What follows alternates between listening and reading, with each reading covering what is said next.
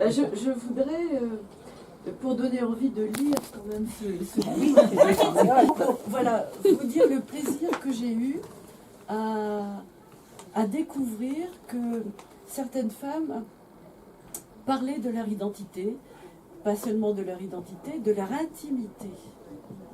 À la fois de leur identité et de leur intimité. Et de leur intimité en breton ou en français. Et donc j'ai particulièrement aimé le texte de Naïg Rosebord qui parle au féminin, en breton, du plaisir sexuel par exemple.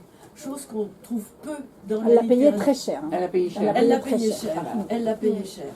Mais chose qu'on trouve peu dans la littérature bretonne. Voilà. J'ai été très touchée par l'hommage aux mères. Et on a parlé des mamans solo. J'ai été très touchée par l'hommage aux mères et aux grands-mères. Les mères précaires, celles qu'on appelle les mamans solo.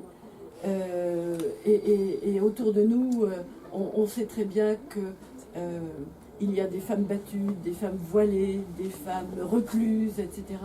Et donc cet hommage aux mères, moi, elle m'a énormément touchée. J'ai été très sensible aussi à la difficulté qui est exprimée par la chanteuse Catel Cloarec d'être mère et chanteuse à la fois, avec la difficulté à gérer les agendas et les horaires, voilà, entre la vie professionnelle et la vie familiale. Et puis j'ai reconnu dans le texte de Mona Braz une question que je me suis posée à l'âge de 12 ans. Voilà. Mona dit que, et ça, mais en fait ça m'a beaucoup touchée parce que je me suis dit, les gens parlent de leur intimité, mais cette façon de parler de l'intimité va toucher des tas d'autres personnes.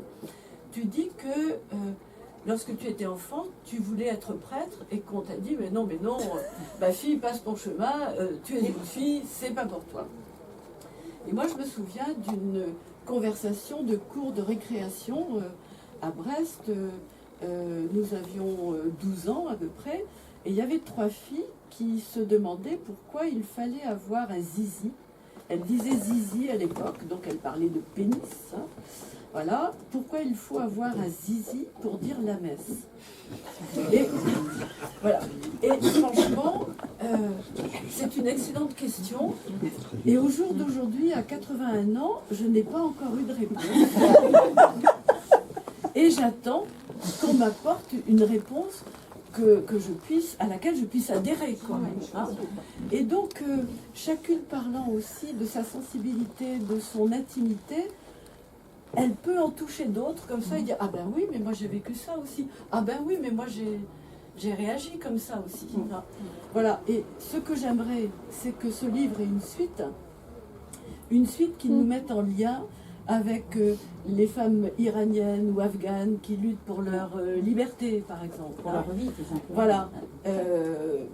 Voilà, que ça nous mette en lien avec toutes ces femmes qui font vivre la société en passant complètement sous le radar des médias. Et je pense aux femmes aidantes. Parce qu'en France, 99% des aidants familiaux sont des aidantes. Voilà. Et donc, ces femmes-là, elles passent complètement sous le radar des médias et sous le radar des projets politiques aussi. Hein. Donc, voilà, moi j'aimerais bien qu'il y ait une suite, voilà, qui nous permette effectivement de creuser ces questions-là.